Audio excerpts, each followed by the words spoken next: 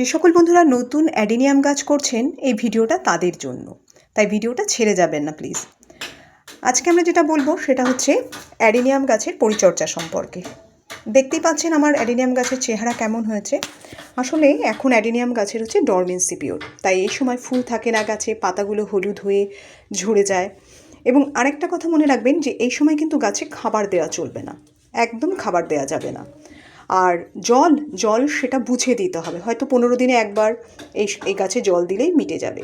সবসময় গাছের গোড়াটাকে একটু ধরে দেখবেন, গাছের গোড়া যদি এরকম শক্ত থাকে তাহলে বুঝবেন যে গাছের জলের প্রয়োজন নেই। কিন্তু যদি গাছের গোড়া একটু নরম মনে হয় তখন সেই গাছে ভরপুর জল দিয়ে দেবেন।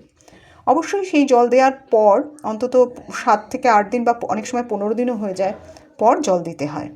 আরেকটা কথা বন্ধুরা, এই সময় গাছকে কিন্তু সব সময়ের জন্য রোদে রাখবেন, তা না হলে গাছ কিন্তু অনেক সময় ফাঙ্গাল প্রবলেমে নষ্ট হয়ে যায়।